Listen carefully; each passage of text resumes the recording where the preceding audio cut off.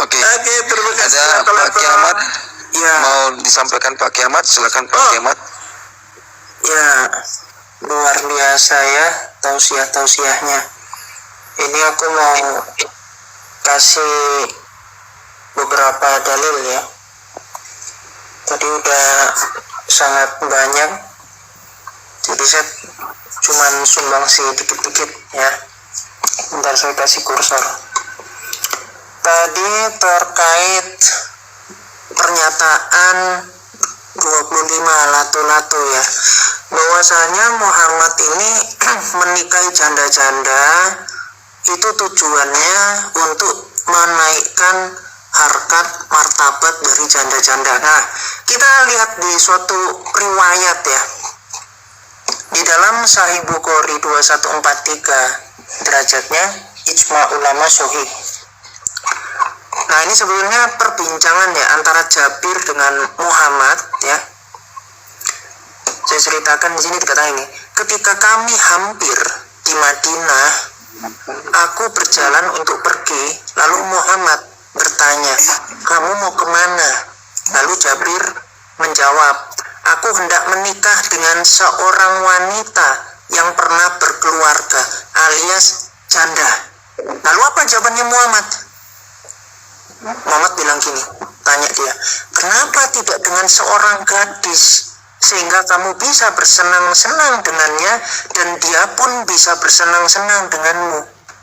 Aku katakan, sesungguhnya bapakku telah meninggal dunia dan meninggalkan anak-anak perempuan yang masih kecil-kecil, maka aku ingin menikah dengan wanita yang sudah berpengalaman dalam rumah tangga. Jadi kalau dibilang Muhammad ini menikahi banyak budak ya, ada janda pipinya sendiri digauli, anak kecil digauli, bahkan Ummu Habibah itu masih bayi sama baginda udah dihasrati ya. Di dalam hadis Ahmad jilid 25, datanya bisa saya tunjukkan juga, itu dihasrati anak masih bayi, masih baru selesai ngempeng. Dan di sini kalau pernyataan seperti itu jelas terbantah. Ternyata baginda menyarankan dengan bocil atau anak gadis. Iya, daripada sama janda. Enggak melarang gitu loh. Ya apa salahnya kan? Nah, itu saya kasih logikanya. Terus yang kedua gini. Tadi tentang kamu ini kan bingung ya, terminologi Tuhan dengan Allah itu gimana. Ini saya kasih yang simpel dulu ya. Sambil makan ya. Siap, selamat Iya, makan. iya, Bi, silakan Bi. Nah, Ya, ini saya kasih Al-Ikhlas ya, ayat 4. Di sini kita lihat ya, ahadun ini artinya seorang. Ahadun. Ini pasti Abi ya, Syefuddin paham betul ini. Ahadun ini artinya seorang.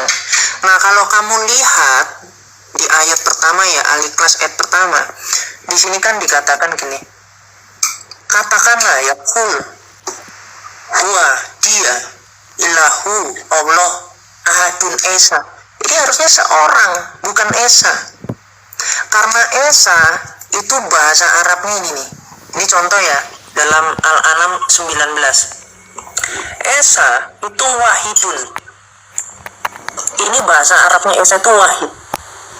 Nah, sedangkan bahasa Arabnya ahadun itu adalah seorang. Jadi kalau kamu berpikir, kenapa Yesus itu manusia tapi kok Allah? Loh, dia kan Allah yang datang dalam rupa manusia. Jadi sebelumnya dia sudah Allah, makanya Tuhan Yesus ngomong begini. Yohanes 6 ayat 38. Nanti kita kembali ke Quran, ini ayat-ayat beberapa dulu. Dikatakan gini, sebab aku telah turun dari surga bukan untuk melakukan kehendakku, tetapi untuk melakukan kehendak Dia. Jadi sang Bapa. Jadi Yesus ini firman-Nya Bapa, karena firman itu kekal, bukan ciptaan. Jadi dalam esensinya itu setara. Ya. Jadi Yesus itu turun dari surga. Lalu Yohanes 8 ayat 31 atau bentar 23 ya. Nih 23 nih. Lalu Yesus berkata kepada mereka, kamu berasal dari bawah, aku dari atas. Kamu dari dunia ini, aku bukan dari dunia ini. Jadi Yesus mengatakan, aku bukan dari dunia ini. Dari mana? Ya dia dari surga. Datang ke dunia untuk membawa apa? Membawa kerajaan surga kepada manusia di dunia ini. Kamu mau nggak ikut ke kerajaanku? Makanya Tuhan Yesus sering menjelaskan tentang kerajaan-kerajaan ini. Aku tunjukkan ya. 1 Yohanes 11 ayat 25 ini tentang hubungan antara kerajaan maut dengan kerajaan surga. Yohanes 11 ayat 25, Yesus menjawab, akulah kebangkitan dan hidup.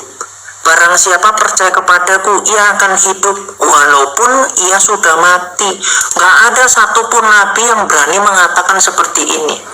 Kenapa? Karena yang maha hidup, yang mampu mengalahkan kematian, itu cuman Allah. Ya, makanya Yesus Allah yang datang dalam rupa manusia. Dia mati, tapi bukan berarti dia kalah, karena dia apa? Mengalahkan kematian. Jadi jangan cuma ceritanya cuma sampai Tuhan kok mati. Loh, mati itu dalam keadaannya sebagai manusia. Di dalam Filipi 2 itu.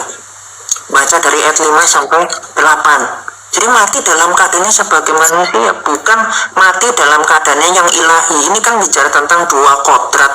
Quran nanti ada kalam nafsi, ada kalam nafsi. Itu kan tentu nggak dicampur baurkan antara bukunya dengan kalamnya.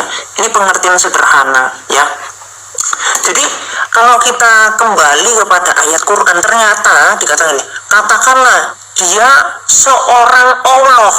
Loh, Allah kok ternyata dikatakan sebagai orang? Ini kan ahadun tadi udah kita buktikan ya di ayat keempat. Itu sebagai seorang. Nah, aku tunjukkan, boro-boro Anda mau percaya sama Allah. Nih ya, untuk Anda kan mestinya kalau hidup itu mandiri, ya udah besar, duduk sendiri, nggak lagi seperti anak kecil masih di bangku. Ya, ini aku tunjukkan di Al-Arsy, kitabnya Al-Arsy Singgasana Allah, penulisnya Imam Az-Zahabi.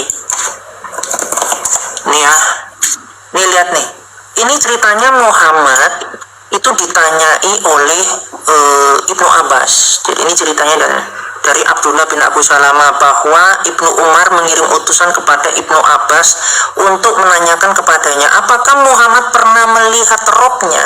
Maka Ibnu Abbas ini kalau melihat rob bisa dibaca dalam surah Al-Qiyamah ayat 22 sampai 23 ya. Dikatakan Allah bisa dilihat. Maka Ibnu Abbas mengirim utusan kepadanya untuk menyampaikan, ya, jawabannya ya, jawabannya Muhammad nih yang disampaikan oleh Ibnu Abbas. Lalu Ibnu Umar mengirim utusan kepadanya, bagaimana Muhammad melihat Allah? Lalu Ibnu Abbas menyampaikan kembali, beliau Muhammad melihat Allah di atas kursi dari emas, dipangku oleh 4 orang malaikat. Jadi Allah menciptakan malaikat untuk memangku dia. Karena apa? Karena tadi katanya apa? Seorang Allah. Jadi butuh dipangku. Kalau anak kecil dipangku 1 orang, kenapa? Karena pantatnya kecil. Kalau 3 orang udah besar. Kalau 4 orang besar banget. Ini analisanya. Ya. Terus di dalam surah ini, di dalam surah Qaf ya, ayat 30. Ini aku tunjukkan tafsir Al-Muyassar. Ya, ini Kementerian Arab Saudi. Jadi kalau kamu pelajari mazhab di Arab itu bukan paham-paham Sunni, tetapi mereka ini anak cucunya Muhammad yang sudah minum air kuburan ya, dalam arti air yang di sumber di Arab Saudi itu sudah diminum oleh mereka, yang itu hasil dari kuburannya Muhammad. Anggaplah seperti itu. Minyak bumi mereka udah pakai kendaraan, mereka pakai minyak buminya Muhammad, udah jadi asap juga ya, udah melayang-layang. Jadi mereka ini Wahabi. Nah, saya tunjukkan ya, coba 78 sebentar ya. Jadi saya simak ya. Nah, ini surah Qaf ayat 30. nanti aku tunjukkan juga kalau mau dalam hadisnya juga ada ini. Jadi dikatakan gini, dan ingatlah akan hari yang pada hari itu kami bertanya kepada jahanam, apakah kamu sudah penuh? Terus jahanam itu menjawab, masih ada tambahan. Terus dijelaskan dalam tafsirnya, dan ingatlah ketika hari itu kami bertanya kepada neraka jahanam, hai neraka jahanam, apakah kamu sudah penuh dari golongan jin dan manusia kafir? Neraka jahanam menjawab, ya Rob, apakah masih ada tambahan lagi? Kemudian Allah meletakkan telapak kakinya, maka menyisihlah para penghuni neraka itu dengan bertumpuk-tumpuk di pinggir. Lalu neraka jahanam mengatakan, masih cukup, masih cukup. Jadi Allah sudah masuk dalam neraka, ternyata masih ada tambahan lagi, ya, masih cukup dimasukkan lagi. Jadi besar mana antara Allah dengan neraka itu? Ya besaran neraka. Dan di sini membuktikan bahwasanya Allah ada di dalam neraka. Seorang Allah yang dipangku oleh malaikat itu entah ngapain. Nah, kalau nanti baca lagi buku Mafahim Yajibu, ya, itu kitab. Di situ dikatakan Muhammad duduknya di atas arsy. Nah, di dalam kitab yang Al-Arsy tadi, Allah duduknya di atas arsy. Arsinya Allah sama arsinya iblis sama-sama di atas air. Surah Hud ayat 7 sama di dalam hadis Muslim 5032. Nih lihat. Nih, Rasulullah bersabda, sesungguhnya iblis meletakkan singgasananya di atas air lalu mengirim bala tentaranya, yaitu setan yang kedudukannya paling rendah. Jadi jadi iblis singgasananya di atas air mengutus setan. Anda baca surah Maryam ayat 83. Ternyata yang mengutus setan itu adalah Allah. Nih, jadi berpikir, ya, harus kritis. Nih, udah turun ya kepanasan. Oke, ini Maryam 83 ya dikatakan nih. Tidakkah engkau melihat bahwa sesungguhnya kami telah mengutus setan-setan itu kepada orang-orang kafir untuk mendorong mereka berbuat maksiat dengan sungguh-sungguh. Jadi kalau ada yang berbuat maksiat, itu hasil dari Rasul utusan Allah, yaitu siapa? Setan. Nah, kita buktikan variabel yang kedua, surah Hud ayat 7. Arsy Allah di atas air. Nih lihat. Dan dialah yang menciptakan langit dan bumi dalam 6 masa. Arsinya di atas air. Jadi yang meletakkan arsy di atas air ini siapa? Setan. Iblis. Ya, diksinya di sini iblis ini. Sejujurnya iblis meletakkan singgasananya di atas air, lalu mengutus bala tentaranya, yaitu setan. Jadi di sini ada dua kecocokan antara yang mengutus setan adalah Allah dan letak arsinya iblis dengan Allah itu sama. Yang meletakkan arsy adalah iblis. Ya, terus tadi berbicara tentang mukjizat. Nih, boro-boro ya Muhammad punya mukjizat, minta mukjizat aja disesatkan oleh Allah. Nih surah Ar-Ra'd ayat 27 dikatakan gini, dan orang-orang kafir berkata, mengapa tidak diturunkan kepadanya Muhammad tanda mukjizat dari Tuhannya? Oh, nggak ada mukjizatnya. Nanti kita lihat pernyataan Bunda Aisyahnya. Terus katakanlah Muhammad, sesungguhnya Allah menyesatkan siapa yang Dia kehendaki. Tadi mengutus setan, lalu Allah menyesatkan, sedangkan tugas menyesatkan itu pasti itu adalah yang jahat atau iblis, ya. Dan memberi petunjuk orang yang bertobat kepadanya. Nanti kita kasih parameter lagi ya terkait menyekutukan iblis dengan Allah, ya. Nah, kalau kita lihat di dalam Kisah Para Rasul 16, ini kita bandingkan sejenak, nanti kita inikan lagi ya. Rasul Paulus itu mengusir wanita Yahudi yang kesurupan, ya, yang dirasuki roh tenung. Ini Kisah Rasul 16 ayat dari ayat ini, ayat 13 ya sampai 18. Jadi Jadi hal itu dilakukan beberapa hari lamanya, tetapi ketika Paulus tidak tahan lagi akan gangguan itu, ia berpaling dan berkata kepada roh itu. Ini ada pada orang Yahudi, wanita Yahudi ini. Nah, akhirnya Rasul Paulus berdoa begini, demi nama Yesus Kristus, aku menyuruh engkau keluar dari perempuan ini. Seketika itu juga keluarlah roh itu. Jadi pengikut Yesus, orang-orang yang benar di jalan Tuhan itu nggak mungkin diserang oleh setan. Ya, Rasul Paulus mengusir setan dari orang Yahudi. Nah, sangat naas mau dianggap sebagai juru selamat orang yang kena santet dari orang Yahudi. Nih, di dalam Sahih Muslim 459 di sini dikatakan seorang Yahudi dari Bani Zuraik bernama Labid bin Asya menyihir Muhammad sehingga beliau mengigau karenanya sampai melihat pohon kurma bagaikan kepala setan, matanya pun sampai seperti itu. Dengan apa disantetnya? Dengan sisir dan kurma kering. Nih. Ya, ini yang kepala setan. Nah, ini pakai sisir serta mayang kurma kering. Nah, jadi maksudnya apa? Maksudnya ketika melihat atau memilih, ini kita pakai logika dulu ya. Kebenaran itu kan pasti absolut ya. Jadi nggak mungkin dia relatif. Dan kita berpikir dulu pakai logika, ya, moral yang kita punya itu dipakai dulu.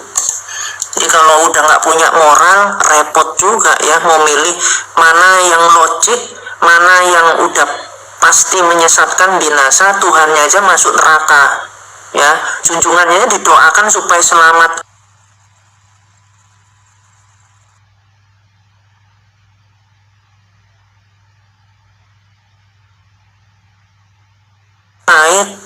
Bagaimana respon orang Kristen kepada setan? Ini Yakobus 4 ayat 7 dikatakan, karena itu tunduklah kepada Allah dan lawanlah iblis, maka ia akan lari daripadamu. Jadi gak pernah orang Kristen takut ya dengan iblis. Harusnya kalau di Kristen sejati itu iblis itu dilawan, bukannya malah kena serang iblis. Iblis itu ya diusir dalam nama Tuhan Yesus. Nah, Muhammad kalah sama Rasul Paulus, boro-boro. Itu loh, boro-boro mau dibandingin sama Tuhan Yesus, Allah sama Tuhan Yesus. Allah aja masuk neraka, mendoakan Muhammad supaya Muhammad masuk surga, Al-Ahzab 56. Ya cuman orang sakit yang didoakan supaya sembuh, bukan orang sehat didoakan supaya sembuh. Orang sehat ya sehat. Makanya orang Kristen nggak pernah mendoakan Tuhan Yesus supaya masuk surga. Tadi Pak Saifuddin udah ngasih tahu, anak sekolah minggu ditanya, di mana Yesus? Di surga. Nggak pernah satu kali pun ya orang Kristen berpikir untuk mendoakan supaya Tuhan Yesus masuk surga. Orang dia yang punya kerajaan surga, ya, dia yang menciptakan segalanya gitu.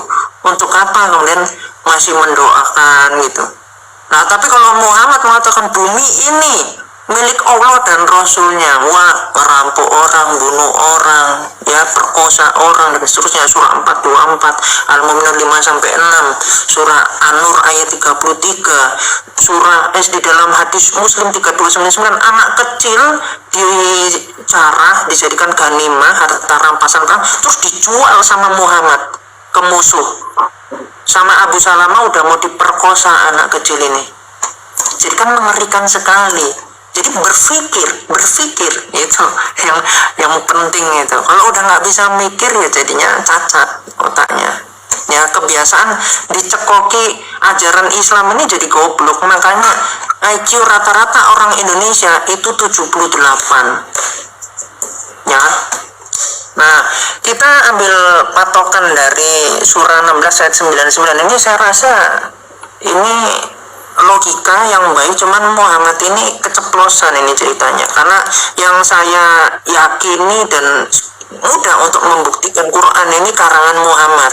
Ya, ini cuman orang bikin syair-syair, saya pun juga ada nulis ayat-ayat bikin gitu untuk membandingkan dengan Quran ya. Jadi kalau mau bikin kisah dongeng ini gampang-gampang aja, mau bikin Isa versi KW, Yesus versi KW gitu ya, bisa. Walaupun nanti merujuknya juga kepada orang yang sama, tapi itu dongeng gitu loh. Apa artinya dongeng? Nggak ada esensi apapun di situ. Nah, kita lihat dalam surah 16 ayat 99 dikatakan gini, sesungguhnya setan itu tidak ada kuasanya atas orang yang beriman. Jadi kalau Muhammad kena serang setan, berarti Muhammad bukan orang beriman dan bertawakal kepada Tuhannya. Berarti bukan bertawakal kepada Tuhan yang sebenarnya. Tapi di ayat 100 dikatakan, sesungguhnya kekuasaan setan hanyalah atas orang-orang yang mengambil si setan itu. Jadi pemimpin dan atas orang-orang yang menyekutukan setan dengan Allah. Jadi selama ini umat Islam mempercayai Muhammad, sedangkan Muhammad menyekutukan setan dengan Allah yang adalah iblis.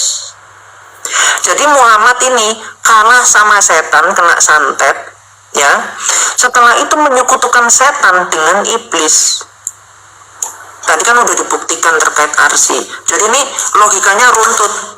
Kalau terlalu berat berarti ini ya kurang asupan gizi.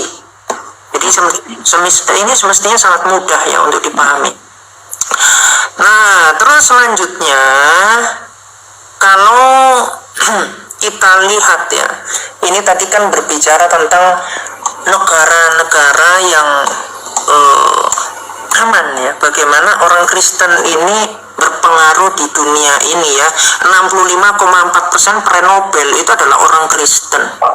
Islam berapa? 0,8%. Miris itu pun sekolahnya sama orang Kristen, diajari ya agak pintar-pintar. Malahan apa? Minum kencing unta, gauli babu, mengikuti junjungan yang ngembat anak mantu, ngajarin gauli bocil ya kan, surah 65 ayat 4. Kalau fatwanya itu 41409. Lalu bibi sendiri digauli oleh Muhammad, itu Bukhari 4721, hadis Ahmad 26030 dan seterusnya. Jadi kita lihat ya, 5 negara teraman di dunia menurut indeks perdamaian global. Nah ini udah saya catat ya terkait ini, nanti kita lihat nih persentase agamanya gimana, karena di sini nggak ada persentase agamanya. Ini Islandia, Irlandia, Denmark, Selandia Baru, Austria, Singapura, sama Portugal. Kita lihat di sini nih. Saya udah carikan ya dengan ChatGPT terkait statistik agamanya ya. Saya minta statistiknya. Di sini ternyata Irlandia itu Kristennya 63%, Katolik Roma 43%. Jadi ditambah aja ya. 67% Kristen. Aman ya. Terus Irlandia 78 ditambah 2,7%, berarti 80,7% itu Kristen, aman ya. Denmark juga seperti 73 plus 1. Selandia Baru juga 37% ya, ininya 2,7 Islamnya ini. Jadi semakin kecil Islamnya ini semakin aman nih. Austria juga begitu, 57% Katolik Roma, aman. Singapura di sini Buddhis 31%, Kristen 18%, Islam 15%, masih aman ya. Portugal 81%, yang sisanya ini tidak beragama, ini aman. Nah terus akhirnya saya minta lagi, beri saya 10 negara konflik dan beri saya persentase statistik terkait agamanya dan beri penyebabnya. Di sini ternyata negara-negara apa yang konflik? Negara Islam, subhanallah ya. Makanya siapa yang menolak agama Allah dan Rasulnya, maka potonglah lehernya, potonglah ujung-ujung jarinya. Surah 8 ayat 12 sampai 13, surah 47 ayat 7 ya. Itu silakan dibaca tuh, surah At-Taubah ayat 29, ayat 5, ayat 123 dibaca ya itu. Nah ini Suriah, negara Islam Sunni 74%, Syiah 13%, atau 87% Islam. Jadinya konflik nih, konflik antara pemerintahan yang didominasi oleh minoritas Alawi Syiah dan mayoritas Sunni ditambah dengan intervensi internasional dan perang melawan kelompok teroris ya. Jadi yang teroris ini Muhammad sendiri, itu Islam itu teroris, udah pasti. Itu kita mampu buktikan dengan berbagai macam dalil untuk membuktikan itu. Terlalu mudah ya. Lalu Yaman, Islam lagi ya. Ini 100% ya, bahkan Yaman ini 100% Islam. Konflik ya, perang saudara antara pemberontakan Houthi, Syiah Zaidi dan pemerintahan yang didukung oleh koalisi Sunni yang dipimpin oleh Arab Saudi ya. Makanya Arab Saudi juga mengirim peluncuran ya, makanya di Yaman banyak yang mati juga. Jadi antara Islam perang-perang sendiri ya, kalau nggak gitu persekusi orang Kristen gitu. Lalu ada Afghanistan, ini juga Sunni 85-90%, Syiah 10-15%. Terus juga ada Nigeria, Islam 50%. Ketegangan antara etnis, antara Muslim di utara dan Kristen. Ini mau nanti dipelajari ya, saya jamin 100%. Muslim yang bikin perkara, ya, nyerang orang Kristen dan seterusnya. Ya. Terus serta serangan dari kelompok teroris Boko Haram. Teroris lagi Islam, ya. Jadi bukan Islam kalau tidak membuat konflik ya. Myanmar ini Buddha ini nyerang Islam. Kenapa? Karena orang Islamnya ini bikin ribut di sana. Silakan lah, ini umum lah pembahasannya ini. Kan juga banyak di berita ya. Terus Irak juga Islam, konflik. Israel dengan Palestina ini juga Islam juga yang bikin perkara ya. Hamas itu berlindung Palestina aja menolak Hamas kok. Hamasnya malah ngambil makanan orang-orang Palestina, rampokin makanan. Mereka yang bikin orang-orang di Palestina itu mati, mereka yang bikin masalah. Tapi negara ini kan karena memang IQ-nya 78, jadi dibodoh-bodohin sama media ya, dibikin inilah rusuh lah intinya. Ini masalah ini memang Islam ya, Hamas ini teroris itu. Jadi puji Tuhan juga ya, pimpinannya udah mati juga tuh. Terus Libya juga Islam juga ya, Sunni 97%. Sudan juga Islam juga 90%. Somalia juga 99,8% Sunni. Jadi saya rasa gini, kalau memang mau cari yang memang Islami, pindah aja dari Indonesia ke negara Islam. Soalnya Islam di Indonesia ini bikin perkara, orang ibadah dibubarin, lalu dibilang ngapain ibadah kok ngontrak. Dijawab punchline-nya, ibadah kok di jalan, langsung marah. Lo kan memang mental Islam kan gembel di jalan. Mending orang Kristen modal masih ngontrak daripada di jalan-jalan kayak umat Islam. Langsung marah, mau mukul sana mukul. Inilah bukti ajaran setan. Itu mau ada pembuktian dari kiri, dari kanan, dari depan, dari belakang, dari pojok manapun, tetap aja terbukti ajaran setan. Kita mau lihat fakta, kita mau lihat di sejarah Islam seperti apa, mau dalam Quran, dalam hadis ya, disiram. Segala sisi membuktikan Islam ajaran sesat, Muhammad orang sesat, Allah itu palsu. Ini aku tunjukkan dalilnya, apa kata Bunda Aisyah ya, yang dipukuli sama Muhammad. Nih. Jadi dalam Sahih Bukhari 4721, Bunda Aisyah ngomong gini sama Muhammad, karena Muhammad ini gauli bibinya sendiri dan banyak wanita yang menyerahkan dirinya untuk digauli oleh Muhammad ini. Maka Aisyah ngomong gini, tidakkah seorang wanita itu merasa malu saat menghibahkan dirinya kepada seorang laki-laki? Maka turunlah Al-Ahzab 52. Aku berkata, wahai Rasulullah, tidaklah aku melihat robmu kecuali yang dilihat Aisyah, Pak. Allah yang mempercepat tuyulnya Muhammad. Terkait apa? Gauli gitu. Babu digauli. Makanya Hafsah sendiri memergoki Muhammad ketika menggauli babunya Hafsah ini, yaitu Maria Al-Qibtiyah. Langsung Muhammad bilang, diamlah, jangan beritahukan ini kepada siapapun, dia haram untuk aku gauli lagi. nggak pakai pernikahan boro-boro gitu loh. Itu sama babu, sama istri anak angkatnya sendiri, sama istri orang aja diembat. Itu siapa? Zainab. Jadi Zainab yang awalnya adalah menantu, lalu Z ini punya bapak angkat namanya Muhammad, kini anak mantu menjadi istrinya Muhammad, dan Zainab punya anak angkat namanya Z. Jadi suamiku adalah anakku. Nah, ini kan lucu. Ini apa? Mantan gitu. Mantan suamiku adalah anak angkatku. Ini kan lucu. Jadi judul sinetron macam apa? Ya. Gitu. Terus lagi nih. Ini contoh ya nih. Allah nih lihat. Di dalam Sunan Darini 3280. Di sini ini makanya tadi saya kasih ya di dalam surah 112 ayat 4 dengan 1 terkait arti dari ahadun itu adalah seorang.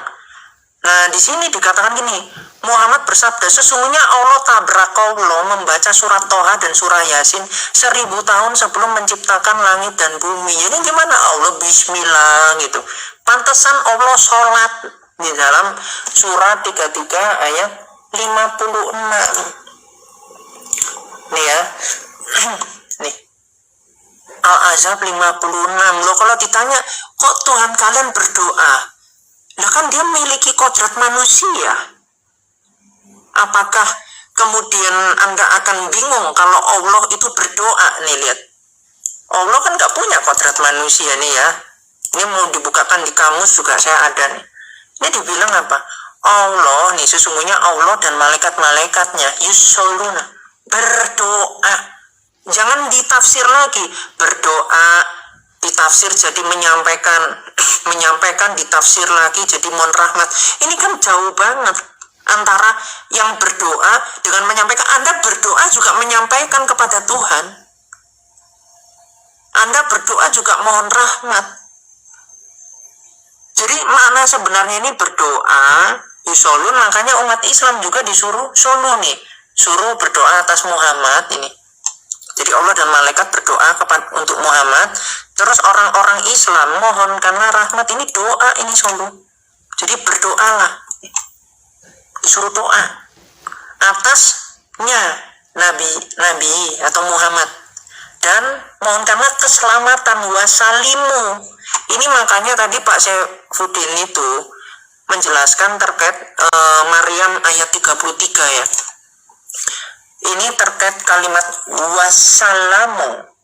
Ini dari kata wasalim. Itu bukan artinya kesejahteraan, tapi keselamatan ya. Dan keselamatan itu atasku, bukan semoga ya, ini ditambah-tambahin ini.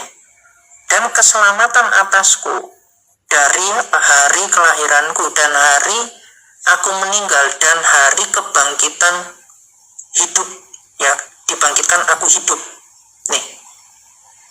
Jadi ini cerita dongeng, tapi di dalam cerita dongeng ini karena Muhammad ini banyak bertemu dengan bidat-bidat, Arianisme iya, Nestorian iya, lalu ketemu sama penyembah api juga iya, macam-macam lah, adopsionisme iya, terus Maryami iya gitu.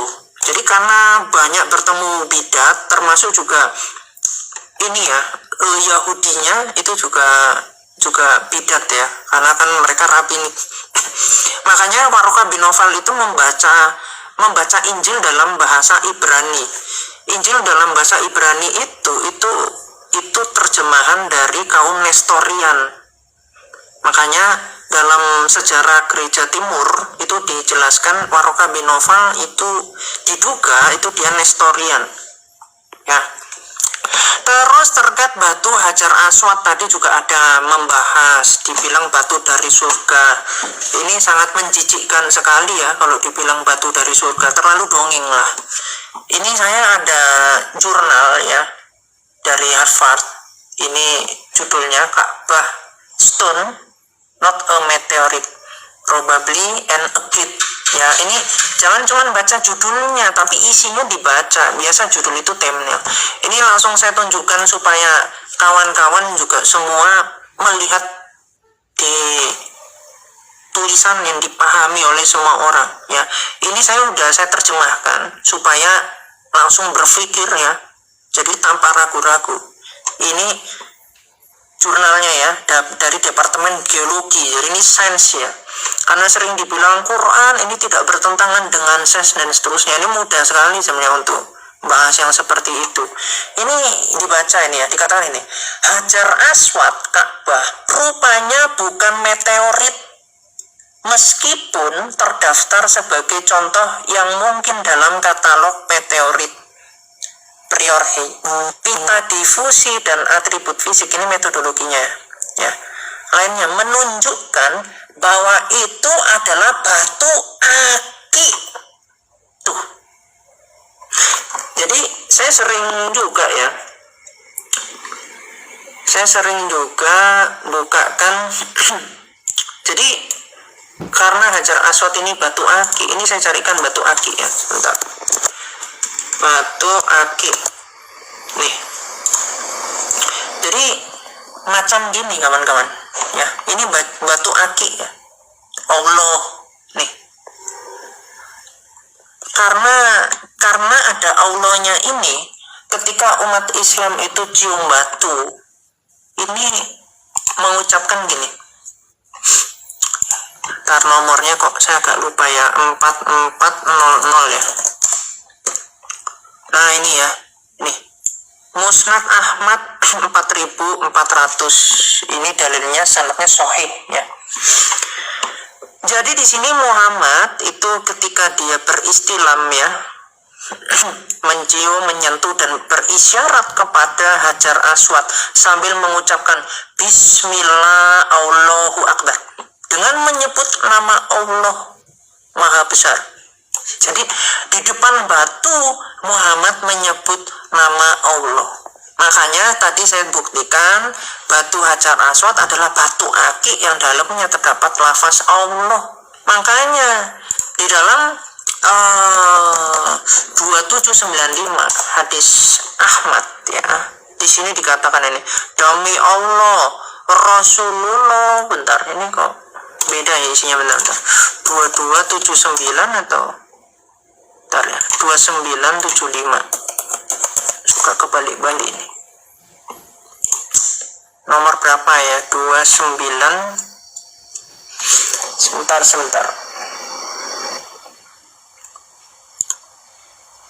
suka lupa saya.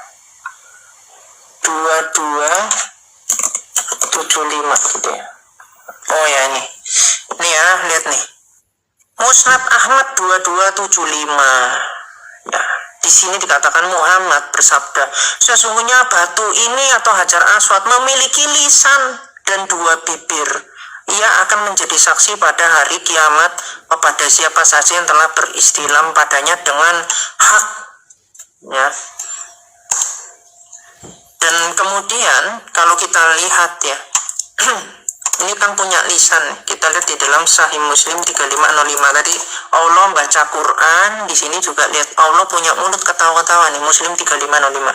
Allah tertawa terhadap 2 orang yang saling membunuh, namun keduanya masuk surga. Ini juga nggak masuk akal. Orang yang bunuh itu kan dia telah membuat dosa karena bunuh orang, tapi kok yang masuk surga. Terus orang yang dibunuh dibilangnya bertobat. Orang yang bunuh itu dia kemudian bertobat, orang yang dibunuh itu kan juga melakukan peperangan, kok bisa dia masuk surga. Jadi dari sini aja udah nggak nyambung kalau mau dijawabnya ke arah situ.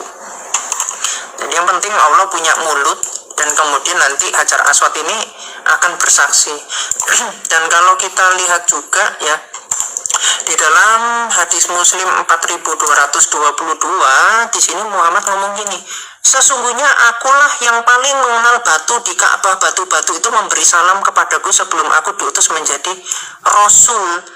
Jadi ternyata Muhammad sebelum jadi Rasul juga sudah berkomunikasi dengan batu-batu. Nah menurut Quran, ini saya kembalikan dalam Quran ya, Muhammad sebelum jadi Nabi itu adalah orang sesat. Nih, surah 93 ayat 7. Nih, Ad-Duha ayat 7 nih. Dan Allah mendapatimu Muhammad sebagai orang sesat atau bingung dan dia memberi petunjuk. Nah kalau orang sesat kok komunikasi sama batu, berarti kan batu ini batu apa? Batu berhalanya orang pagan Quraisy yang diambil dari orang India punya. Nah nanti akan bahas lagi tentang sinkretisme, itu bisa lah dibahas panjang lebar. Ini kalau mau tanya sama ulama yang muntah-muntah semua, kecibun ya dalilnya.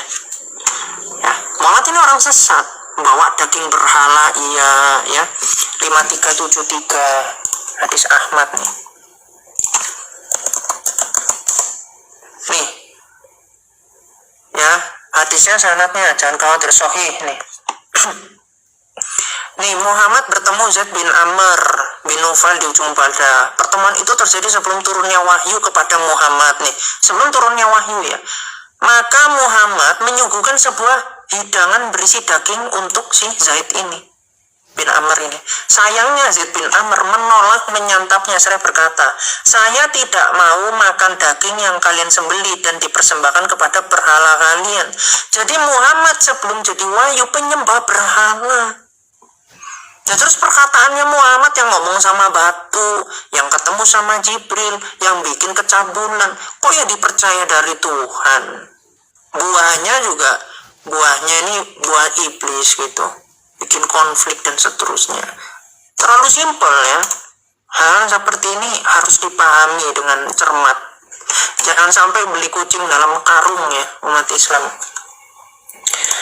Terus tadi Al-Ahzab 56, Maryam 83 sudah. Terus yang terakhir ini ya. Ini ada di dalam surah Maryam ayat 71. Kalau baca di dalam Quran ini ya, coba kita lihat, kita terjemahkan kata wariduha. Arti dari wariduha itu impor. Ini lihat ya, Maryam 71 nih. Mana nih wariduha? Nah ini ya, kita terjemahkan salin. Nanti saya tunjukkan dalam Ibnu Katsir seperti apa. Nih wariduha ya. Coba ini dalam bahasa Arab ke bahasa Inggris. Wariduha artinya impor. Impor itu apa? Impor itu barang luar negeri masuk ke Indonesia.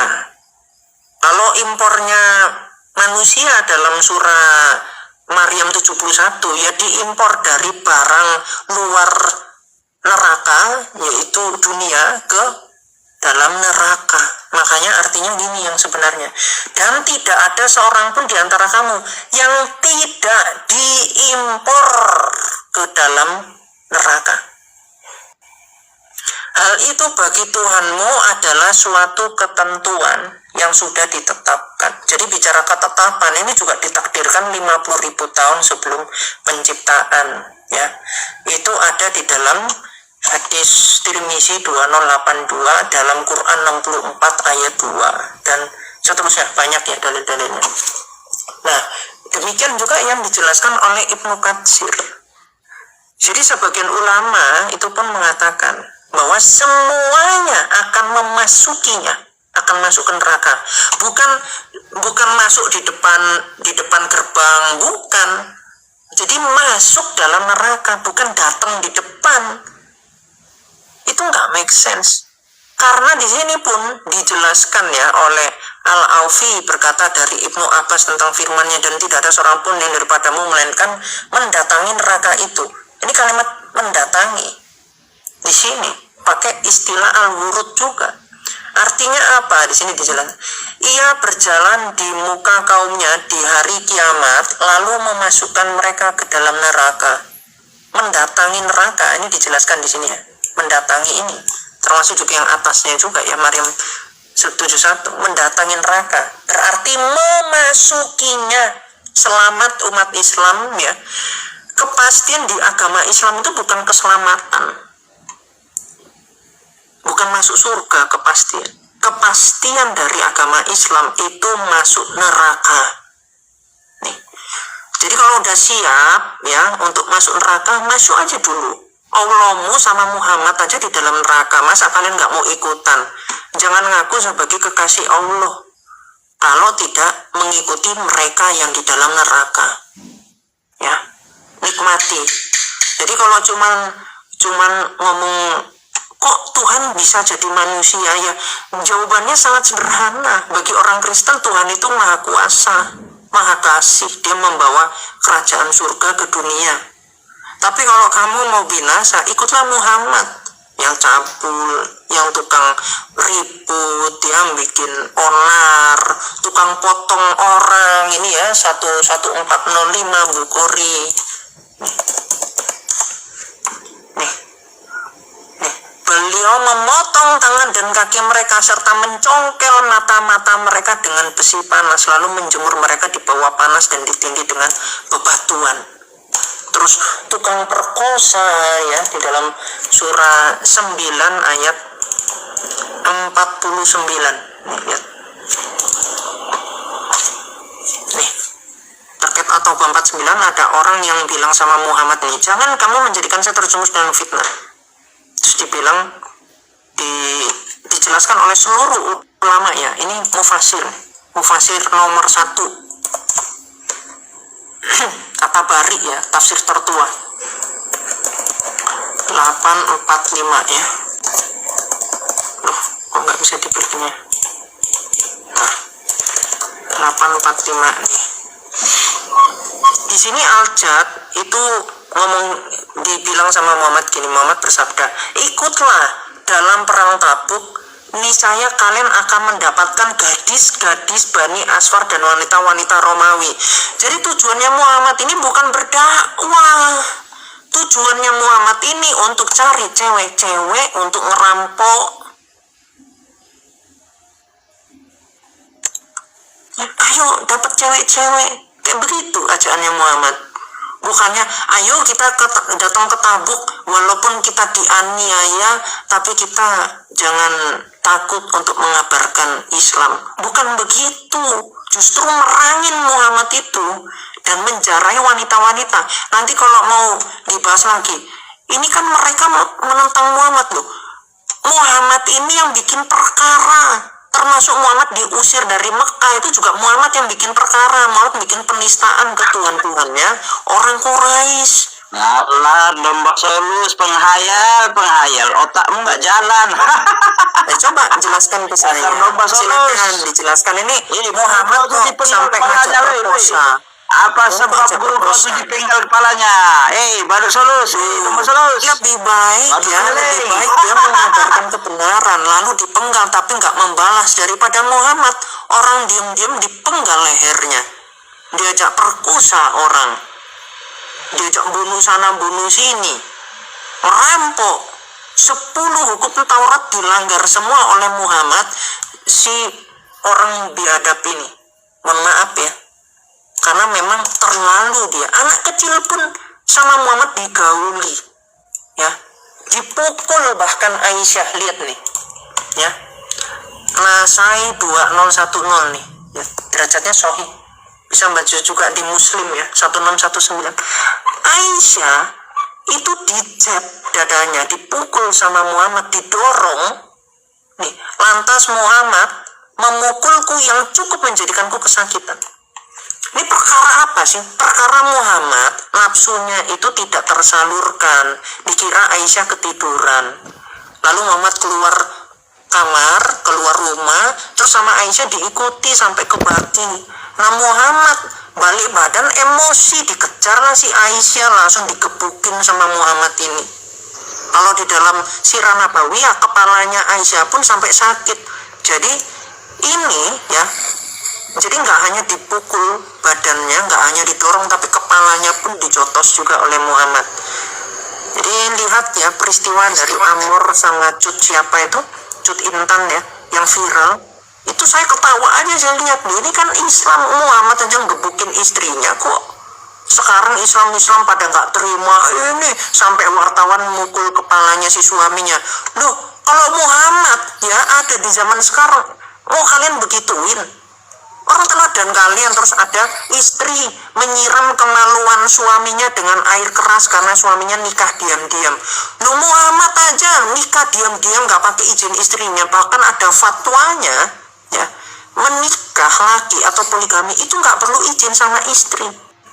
Jadi saya heran, ini kok manusia-manusia Islam pada bodoh semua. Ini diterapkan, memang kejahatan ini ajarannya Muhammad. Kalau tasawuf itu bukan ajarannya Muhammad, itu dari orang Hindu. Nih ya, saya tunjukkan datanya nih. Saya cekoki literatur ya. Coba ini. Nah, ini ya literaturnya nih. Ensiklopedia Hadis dan Mazhab di Dunia Islam ya. Ini tim riset Majelis Tinggi Urusan Islam Mesir. Ini saya tunjukkan. Tasawuf itu 39 ya. Itu ajaran sinkretisme, campur-campur antara Kristen dengan Buddha, dengan Neoplatonis ya. Ini Sufisme ya, bab 23. Ini alirannya macam-macam ya. Ini tasawuf ini ya nih. Tasawuf. Di sini dijelaskan ya, coba dilihat. Nih, Syekh Abdul Wahab ya, dalam kitabnya At-Tabarakat Al-Kubro mengatakan gini, ilmu tasawuf adalah ilmu yang terpancar di hati para wali ketika meminta penerangan untuk mengamalkan kitabullah dari dan sunnah ya. Terus dikatakan gini, barangkali tasawuf juga dipengaruhi oleh salah satu unsur Kristen. Ditemukan banyak hadits yang berbicara tentang perjumpaan. Jadi seharusnya bukan barangkali, tapi karena ada dalilnya, bukan barangkali lagi. Memang seperti itu. Perjumpaan beberapa sufi dengan pendeta Kristen, sebagaimana diriwayatkan oleh Al-Mubrid dalam Asyamil. Singkat cerita, dua pendeta datang dari Syam ke Basrah. Salah seorang dari mereka mengajak temannya untuk mengunjungi Hasan al-Basri karena hidupnya Al-Hasan tak ubah kehidupan Al-Masih. Sebaliknya tidak sedikit riwayat tentang sufisme di ranah Kristen sebagaimana ini. Jadi yang ada ya sufi niru Kristen, bukan Kristen niru sufi, kebalik ya. Bicara tentang bagaimana hidup asketis itu bukan dari Islam, tapi sejak bapak-bapak gereja, orang Kristen sejak awal para nabi itu udah hidup asketisme mereka ya. Terus juga dijelaskan salah satu aspek juga dinilai bersumber dari sufisme adalah neoplatonisme. Banyak sekali buku-buku neoplatonis yang diterjemahkan ke dalam bahasa Suryani kemudian ke dalam bahasa Arab. Filsafat ini banyak disebar di Mesir. Ini sama seperti kisah di mana Umar itu menyuruh untuk membakar museum Alexandria yang menyimpan banyak manuskrip ya. Di situ disuruh dibakar. Lalu kemudian karena di situ itu bertemu dan berdebat ya dengan orang Kristen, itu ada saya dalilnya, dan kalah. Jadi utusannya Muhammad ini kalah debat sama orang Kristen. Akhirnya nggak terima, lalu museum terbesar di dunia saat itu dibakar atas suruhan dari Umar. Nah ini ada nih datanya nih. Nah ini nanti ada di dalam literatur juga ya, di dalam Ibnu Khaldun ya. Jadi diceritakan ini ya, pasukan Islam menginvasi Alexandria di bawah komando Amr bin Ibnu As bulan ini ada juga dalam sejarah gereja Ortodoks ya. Aku ada buku sejarah, jadi tiap tahun itu dijelaskan tahun ini ada hal besar ini, tahun ini ada hal besar ini, dan seterusnya. Jadi dijelaskan ini kurang lebih ya tahun 640 sampai 642 sebetulnya. 640 sampai 642 peristiwa ini. Terus mereka menghancurkan orang-orang Islam ini, tembok-tembok Alexandria, dan menjarahi kota itu. Lalu Ibnu Al-As berkenalan dengan seorang teolog Kristen tua atas nama John Philoponus atau John Grammaticus. Jadi Philoponus, pengikut Ammonius, dikenal Arab sebagai Yehia Al-Nahawi. Tulisan-tulisannya sangat penting bagi transfer budaya Yunani ke kaum Arab. Setelah berbagai diskusi religius, ini debat antara Kristen dengan Islam, antara Philoponus dan Abdullah Al-As, utusannya Umar ini, tentang sifat ilahi Kristus dan Trinitas, jadi membahas Kristologi dengan Tritunggal. Lalu Philoponus meminta Ibnu Al-As untuk menjamin keselamatan buku-buku dalam perusahaan Alexandria. Namanya bukan Islam kalau tidak licik dikasih tahu. Intinya gini, kamu udah kalah debat, tapi tolong ini ya dijaga ya buku-buku di perpustakaan Alexandria, karena itu sangat berarti, karena itu perpustakaan terbesar. Kamu kan udah nyerang, ya udahlah ya, jangan dirusak perpustakaannya. Tapi di sini ya dia tanya nih, atau aku baca lanjutnya ini, karena lain-lain dari tokoh istana dan teman-teman kota itu buku-buku yang tidak ada gunanya ini. Jadi dikatakan buku-buku itu tidak ada gunanya bagi Amr dan gerombolannya. Tapi kemudian Ibnu Al-As bertanya tentang asal-usul buku-buku itu dan apa gunanya buku-buku itu.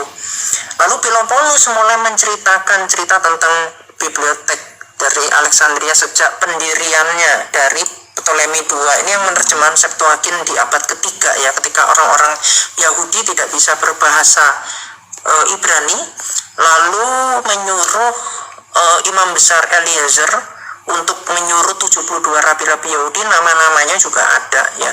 Saya bisa tunjukkan juga dalam catatan Bapak Gereja, catatan di luar dari iman Kristen, nama-namanya siapa saja lengkap 72 itu dari 12 suku Israel, jadi masing-masing 6 orang. Nah, lalu jawaban dari Ibnu Al-As ya. Keputusan itu di tangan Khalifah Umar.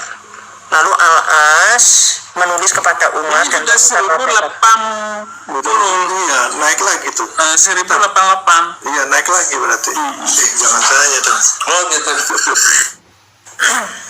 Nah, terus ketika minta nasihat dengan Umar terkait apa yang harus dilakukan terhadap perpustakaan dan buku-buku itu, sambil menulis jawabannya, Ibnu Al-As memberi izin kepada Philoponus untuk mengunjungi perpustakaan itu ditemani pengikut Yahudi Philoponus. Lalu Philaretes Alifisuka adalah penulis buku medis ya tentang detak jantung. Nah, kemudian mendapatkan surat dari Umar.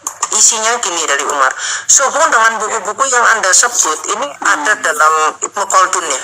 Dijelaskan juga terkini. Jika mereka mengandung hal-hal yang sesuai dengan buku Allah, Quran, kalau sesuai dengan Quran, udah pasti bertentangan dong. Orang Quran ini abad ke-7, bidat, debat sama orang Kristen, sudah pasti antara Quran dengan kekristenan itu udah pasti bertentangan. Dengan semua kitab-kitab terdahulu sudah pasti bertentangan. Lalu Umar bilang, kalau buku-buku itu dikatakan ini ya, mengandung hal-hal yang sesuai dengan Quran, maka buku Allah sudah cukup, tidak diperlukan buku-buku lain. Jangan langsung Disambung itu. ada aja orang Amerika ini. Jadi kalau buku-buku itu sesuai dengan Quran, maka nggak ada gunanya, alias dirusak saja. Dan jika mengandung buku-buku yang kontradiksi dengan Quran, maka kita tidak memerlukannya. Jadi mau benar, mau salah, intinya dihancurin saja. Terus buku-buku sains sama si utusannya Umar ini, si Amr Ibnu Al-As itu diambil, dibawa ke Arab. Makanya di zaman Abbasiyah itu itu diterjemahkan banyak buku ke dalam bahasa Arab ya. Dan penelitian yang ada di dalam buku-buku itu lalu dicomot oleh orang-orang Islam, diklaim. Ini saya ada jurnal itu ya menjelaskan. Jadi dari segi teologi mereka teroris ya, buku-buku ilmu pengetahuan dirampok lalu diklaim sama mereka. Makanya yang konyol misalkan Al-Khwarizmi itu kan Syiah, tapi dikatakan sebagai penemu dari angka 0. Loh, zaman Babilonia itu basis 60 itu sudah ada angka 0. Gak perlu Al-Khwarizmi, angka 0 itu sudah ada. Tapi kan ini kan selalu digaung-gaungkan sebagai suatu kebodohan. Ya. Jadi nggak ada masa emas, yang ada itu masa perampokan. Ya, klaim pengetahuan yang katanya dari Arab, padahal menerjemahkan. Coba ya saya carikan ya nanti supaya bisa dilanjutkan ini The Golden Age. Nah ini ya literaturnya ya. Nih, Perpustakaan Bayat Al-Hikmah The Golden Age of Islam. Nah, di sini dijelaskan ya terkait abad keemasan Muslim dimulai dari bangkitnya dinasti Abbasiyah ya tahun sekian. Di sini dijelaskan hal tersebut terlihat pada upaya besar penerjemahan dan menyerap ilmu pengetahuan dari peradaban lain dalam waktu 3 fase. Pada masa dinasti Abbasiyah, buku-buku dalam bahasa Yunani, Syria, Sanskerta, Cina, dan Persia diterjemahkan ke dalam bahasa Arab. Fase pertama nih pada Khalifah Al-Mansur hingga Harun yang banyak diterjemahkan adalah karya-karya dalam bidang astronomi. Fase kedua pada masa Khalifah Al-Ma'mun, buku-bukunya bidang fisika dan kedokteran. Jadi ngerampoknya itu pada tahun 642 itu dicatat juga dalam Ibnu Khaldun, terus diterjemahkannya itu pada tahun-tahun ini, pada fase-fase ini ya, terutama setelah bidang-bidang ilmu yang telah diterjemahkan semakin meluas. Nah, gara-gara ngerampok buku inilah, kalau zaman dulu kan nggak ada internet, gara-gara ini akhirnya Arab ini terlihatnya penemu, padahal apa? Perampok itu loh, perusak, perampok. Ini ajaran Islam nih. Ini yang nulis ini dosen ya, namanya Haji Fuad Riyadi. Ini sejarah. Jadi kalau Anda bodoh, Anda menolak sejarah, karena memang ajaran Islam kalau dikoper dengan sejarah ya kencing di celana. Oke, kurang lebih seperti itu ya. Mohon maaf kalau mungkin terlalu panjang, tapi setidaknya supaya teman-teman Muslim ini pinter ya. Saya tengok kok jauh banget ya dari ekspektasi orang yang pandai, terlampau bodoh ya. Mau ulama sekalipun berdebat sama orang Kristen, cukup anak SMP ya, dipersiapkan data yang sederhana udah pasti menang. Nggak perlu yang lulusan perguruan tinggi, apalagi misalkan yang jurusan sains atau apa, nggak perlu. Dikasih anak SMP aja udah pasti kalah ulamanya. Bawa literatur gini, cuman nunjukin gini-gini aja.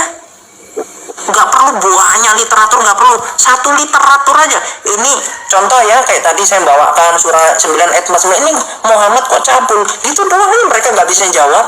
Mentok, nggak usah banyak-banyak, satu aja udah mau apa sih? Kok ada ajaran perkosa? Itu aja ditanya sama anak SMP, udah mau dier. Bukakan Quran atau pakai ayat Quran, satu ayat saja udah nggak bisa ngapa-ngapain. Cuma diajari begitu doang udah cukup anak SMP lawan dengan ulama-ulama Islam. Begitu ya. Terima kasih. Tuhan Yesus memberkati semua. Semoga umat-umat Islam cepat bertobat ya. Jangan ikuti seorang yang hidupnya nggak karu-karuan, lalu klaim mulut. Oh, terus tadi juga ini yang saya tadi lupa terkait tentang ini ya. Apakah tadi kan dikatakan Muhammad itu orang buta huruf ya? Kenapa amburadul cerita-cerita dalam Quran? Karena selain Muhammad ini buta huruf kan identik dengan bodoh ya, tapi ada kok orang buta huruf tapi otaknya juga juga ini ya, mengambil keputusan itu juga cukup baik gitu ya. Cukup itu kan C ya, tapi nggak F lah. Kalau F kan fail. Nah, ini selain Muhammad itu buta huruf, ternyata Muhammad ini juga pikun nih. Jadi top markotop lah. Jadi kalau dalam taksonomi Bloom itu C1 itu kan tentang hafalan, C2 itu tentang pengetahuan, C3 itu tentang analisa ya, C3 itu ya analisa, ya C3 C4 itu analisa, C5 evaluasi, C6 itu adalah menciptakan hal yang baru gitu, sintesis gitu. Nah, jadi Muhammad C1 aja udah gagal ya. Ini Sahih Bukhari 2461. Muhammad di sini dikatakan mendengar seorang membaca Quran di masjid lalu beliau bersabda, semoga Allah merahmati orang itu, sungguh dia telah mengingatkan aku tentang ayat ini dan itu yang aku telah lupa dari surat ini dan itu. Oh, Muhammad pikun, padahal menurut Allah Muhammad ini nggak mungkin pikun. Ayo ya, surah 87 ayat 6 nih, kami akan membacakan Quran kepadamu Muhammad sehingga engkau tidak akan lupa. Jadi bedakan antara memberi wahyu dengan kemudian tidak lupa. Kalau memberi wahyu itu baru tahu, kalau nggak akan lupa artinya sudah pernah tahu, lalu dia tidak akan pernah lupa. Jadi dibacakannya ini bukan dibacakan awal, karena kalau dibacakan awal nggak mungkin Muhammad di sini dibilangnya nggak akan lupa. Tapi kalaupun mau ditaruh di awal silakan. Tapi ini berbicara tentang sebenarnya keseluruhan sih, dari awal sampai akhir yang tidak akan lupa. Jadi kalau Muhammad misalkan apapun, jadi dia selalu ingat gitu loh. Nah, makanya di sini sangat berbentrokan ya. Begitu juga nanti dengan Quran juga. Dalam surah Al-Baqarah ayat 106 itu bukan dari Naswal Mansuh untuk hapus ayat ganti hukum lain, bukan. Tapi Muhammad malamnya ngomong tempe, terus siangnya ngomong dele. Akhirnya para sahabat tanya, lu kok beda, kemarin malam ngomongnya tempe, kok sekarang ngomongnya dele. Akhirnya Muhammad ngarang ayat lagi untuk mencari pembenaran gitu. Jadi cuma ditipu-tipu doang ya.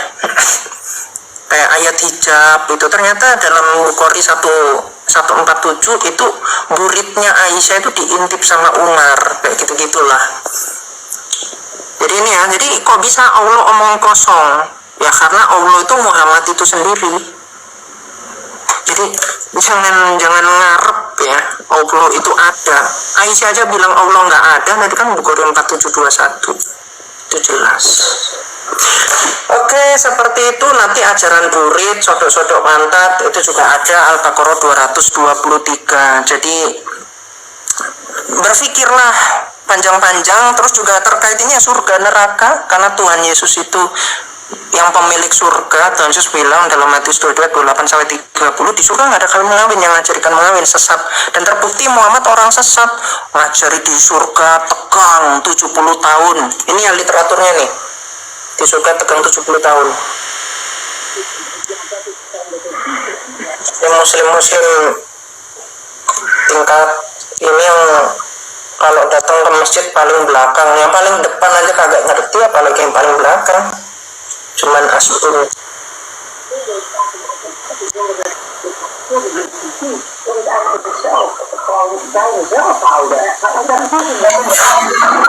Aduh, kena report.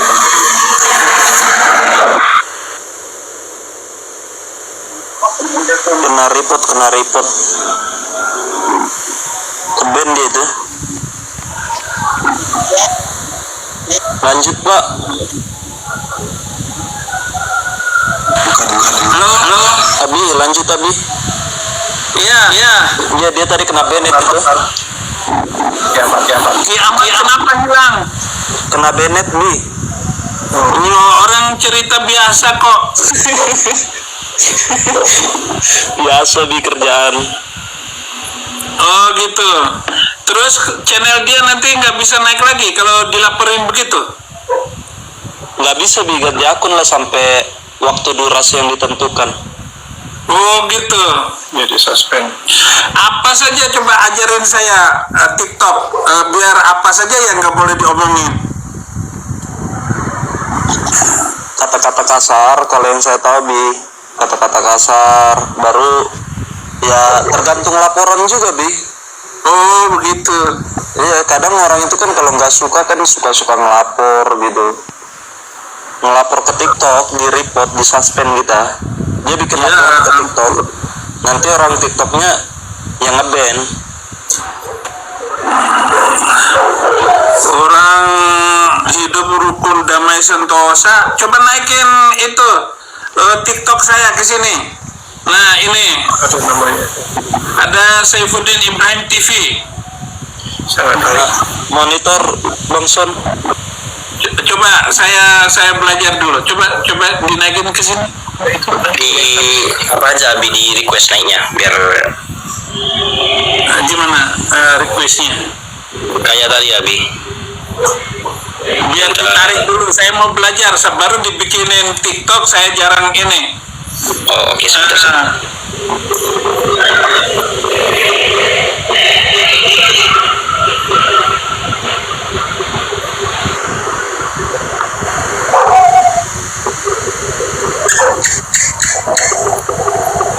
Kok nggak ketemu Abi?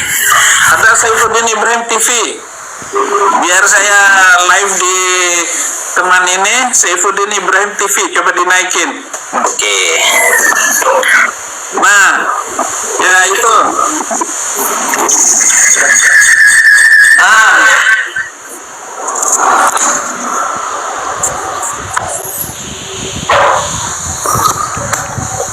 Oke, gimana? Ganti aja Son. Oh ini ya. Oh iya. Oh kalau wajahnya sampainya gimana? Kalau wajahnya tampilnya gimana? Halo? Halo, Kalau untuk open kameranya belum bisa Abi, jadi harus minimal 1000. Oh ini. Udah nyala. Oh sudah nyala suara. Sudah tampil saya? Oh belum keluar. Abi udah naik Bi. Coba suara udah ada belum tanya? Halo? Iya ada, suaranya ada Abi. Ya haleluya. Oh belajar TikTok dulu biar kelihatan anak muda gitu ya. Jadi gini Bi, Abi kan nggak bisa on cam, on kamera. Itu karena followers Abi masih 58. Oke. Ya. Jadi harus mencapai, ya kalau yang saya tahu 700 Abi. Oh gitu. Oh Baru bisa open kamera sama nge-live. Oh itu saya sudah 78, 84, Oh enggak, 86. lain itu lain bukan. Oh lain lagi ya. Ya, Abi bilang suruh follow aja. Suruh follow orang-orang untuk follow Saifuddin Ibrahim TV gitu. Ya buat teman-teman semua dibantu follow-follownya akun Abi Saifuddin Ibrahim TV biar Abi bisa menginjili, bisa on cam. Oke. Ya teman-teman ya. Ya. Sementara begini Pak Saifuddin, jadi akun yang Andre ini kan bisa live, itu udah bisa live, jadi nanti naiknya pakai akun yang ini, yang satunya. Jadi kalau ngomong lebih baik jangan pakai akun utama, punya HP pakainya, itu lebih aman. Oh gitu. Jadi kalau kena report, yang kena report itu akun yang kecil, jadi nanti naik lagi pakai akun yang lain, dibikin lagi. Oh gitu. Iya. Jadi ini akun utama saya kalau begitu ya. Kalau yang buka live yang pakai yang Andre ini kan udah bisa live tuh. Ya nggak sih, udah 9, katanya 500 bisa. Itu teman saya, jarang saya ke rumahnya. Oh gitu. Andre itu nama teman saya. Oke. Iya. Nah, berarti ini akun utama saya, Saifuddin Ibrahim TV nih. Yaudah teman-teman di follow ya, nanti biar Saifuddin Ibrahim bisa live, bisa buka kamera juga. Oke ya. Oh, begitu. Haleluya. Kalau YouTube kan saya ngomong semau saya. Karena Iya, YouTube kalau- saya itu sudah mungkin bulan Agustus ini YouTube saya sudah bisa dimonetisasi. Oke. Oh, bisa ke Google AdSense ya, Be? Oh iya, nanti saya ada lah anak buah yang ngatur. Abi ini kan orang gagap, kecepatan lahir. Coba saya lahir tahun 2000, wah itu jadi sakti sekali Saifuddin Ibrahim ini. Tapi walaupun saya lahir tahun 2000, mungkin nggak secanggih otak saya sekarang ini untuk Islamologi, untuk pelajaran apa saja. Sekarang itu lawan saya itu menteri-menteri majelis ulama, mereka sudah menunduk semua. Bukan sebuah kesombongan, karena saya memang rajin belajar waktu saya kuliah, bahkan dari SD saya sudah belajar agama itu. Oke, kalau begitu terima kasih semuanya, dan terima kasih kepada Pak Andre yang melibatkan saya di channel Christian Prince Indonesia.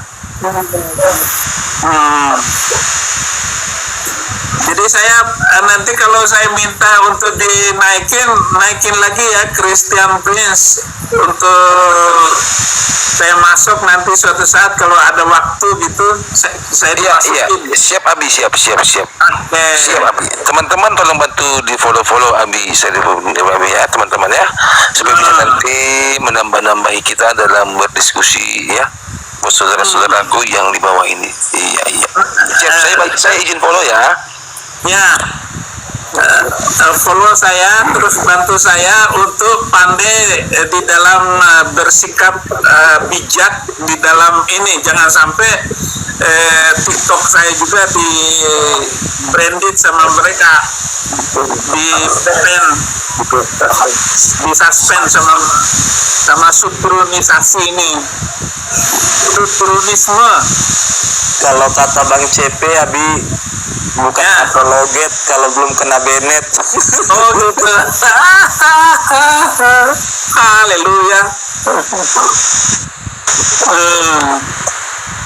Nah, saya sudah diajarin ini untuk masuk sama teman saya ini, supaya kalau lagi iseng-iseng, karena saya tiap hari tuh bisa membuat 2-3 khutbah untuk YouTube.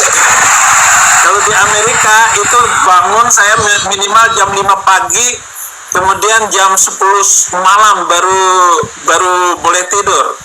Kalau saya live itu memang ya sudah lumayan banyak nontonnya. Ada 3 channel di YouTube saya, ada Panglima Kristus, kemudian Saifuddin Ibrahim TV gambar seperti ini, dan Saifuddin Ibrahim Goldmer. Ada 3 channel ini untuk ngebom Indonesia. Jadi kita harus saling kerjasama terus, dan mereka ketakutan semua sama kita ini, karena kita manusia pilihan, ngomong apa saja mereka. Jadi musuh utama agama itu adalah YouTube, internet, itu musuh utama, porak-poranda mereka ini. Maka kita harus kerjasama, saling membantu, gandeng tangan. Indonesian for Christ. Bayangkan kalau 10 tahun yang akan datang, presentasi penduduk Muslim dengan Kristen itu 50-50, kita sudah bisa mengatur politik, kita sudah bisa mengatur apa saja nanti. Syaratnya kita jangan berantem dan jangan ribut.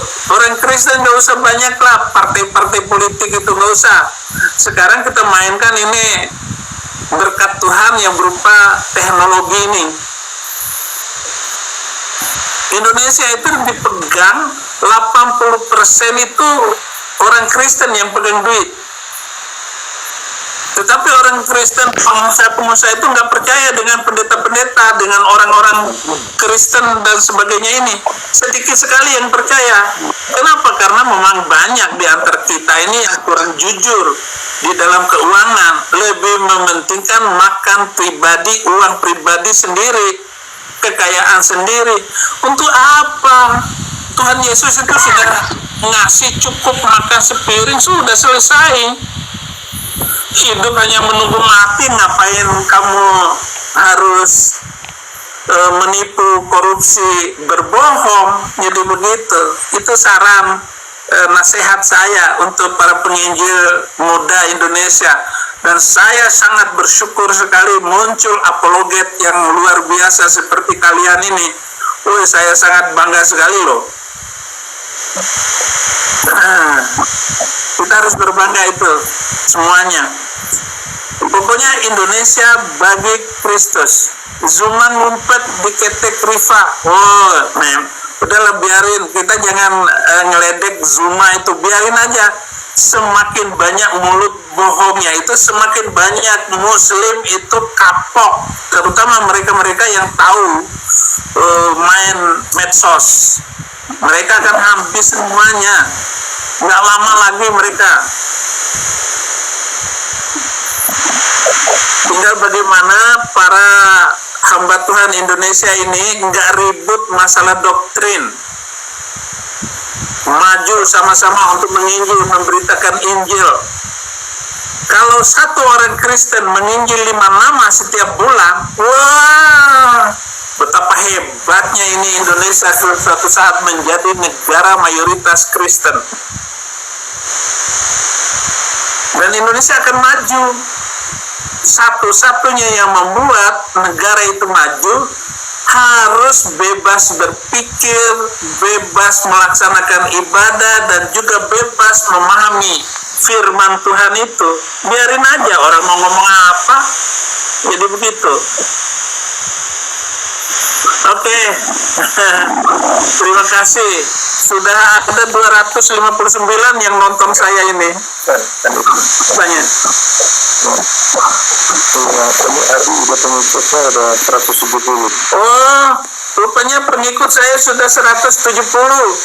Terima kasih Christian Prince sudah memamerkan saya di pameran hari ini. Oke, sudah naik ya. Wah, berarti tinggal 7 kali lagi saya masuk. Wah, sudah banyak penonton nanti. Ntar juga bakal sampai 700 kok. Ini penontonnya beratusan ini. Kita berfollow ya. Ada yang mau diskusi dengan saya lagi? Nanya apa begitu? Banyak Pak yang dibawa, banyak yang dibawa nih. Oh gitu. Iya, aku naikin ya. Saya sudah menulis 8 buku. Kemarin saya jual 2 trek saya, mobil saya di Amerika ini untuk cetak buku di Indonesia. Boleh pesan buku di HP sekretaris saya 0853 8827 0696. Itu boleh ini buku apologetik semua itu. Unik semua buku tulisan-tulisan saya itu unik untuk bahan apologet. Izin Nabi bisa diulangin nggak lebih nomor adminnya? 0853 8827 0696. Nah, terima kasih sudah banyak yang nyapa saya ya. Punya saya 250 sudah bisa live. Oh gitu. Oke. Sudah 151 sekarang naik. 181. Wah, cepat sekali gara-gara ini gitu caranya ya. Bang CP, terima kasih Bang CP. Siapa? Ya, masih panjang lagi. Banyak lagi tuh nanti akan nyusul. Semakin gitu. aktif nanti. Iya, Pak. Oke. Iya. Teman-teman bantu di follow ya. Ya, untuk teman-teman yang di atas ini, yang di atas Komal, silakan mau bertanya, silakan. Mungkin Bapak Sucerapin, Pak Jeki atau Pak Kiamat, boleh kita diskusi ya. Yang nggak follow di bawah itu Katrun.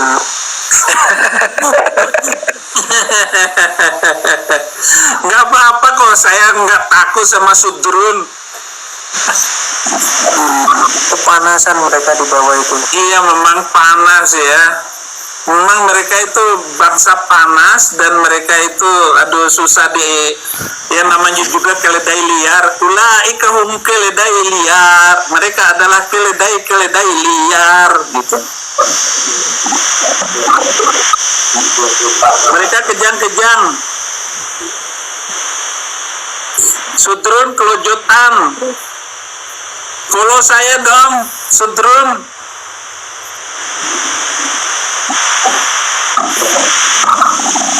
Emang saya itu penampilan sombong, tetapi saya ini baik hati.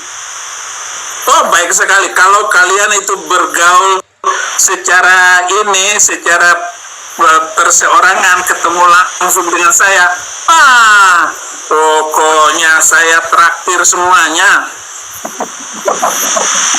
Berapa orang pun. Makanya karyawan saya ketika saya di Indramayu, kalau saya open house setiap Idul Fitri, 7 hari 7 malam saya buka pintu untuk mereka datang. Karyawan saya, orang kampung datang, dan itu kasih uang 2.000 perak waktu itu. Saya bagi-bagi uang baru semua anak-anak mereka. Jadi puluhan juta itu saya keluarin uang tiap Idul Fitri di Indramayu. Waktu saya jadi dewan guru di sana. Nah, kerusuhan Mei 98, saya sudah nggak percaya lagi dengan keyakinan itu.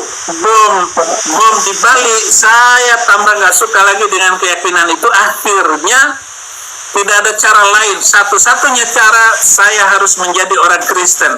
Dan Kristen itu dulu adalah ajaran yang paling saya benci. Saya nggak suka dengan Kristen. Akhirnya apa yang saya benci itu jadi ini membuat saya begitu terpesona, terpukau dengan ajaran-ajaran Kristen. 3 tahun dari 2006, 2007, 2008, 2009 saya mulai dikenal. Selama 3 tahun saya hanya belajar Injil. Saya hanya datang dari satu gereja ke gereja lain, melihat, mendengar khutbah pendeta-pendeta. Itu baru mendengar. Selama 3 tahun itu saya mendengar, dan selama 3 tahun saya menginjil. Tidak kurang 350 Muslim terima Yesus di sekitar Jakarta, DKI itu. Dan mulailah saya terkenal. Terus saya terbang kemana-mana. Saya menginjil di mana-mana. Dan orang pertama yang terima Yesus itu, begitu dia angkat tangan terima Yesus, waduh, disitulah saya menangis. Oh, ternyata ada orang Islam masuk Kristen. Itu tahun pertama. Tahun kedua, tahun ketiga, saya catat sampai 350 Muslim terima Yesus. Saya catat alamatnya, nomor teleponnya. Dan setelah itu saya nggak bisa catat lagi, capek. Orang bertobat itu tiap hari. Saya bentuk tim penginjilan, baik di Bekasi, di Tangerang, di Bogor. Itu saya bawa dan saya siapkan.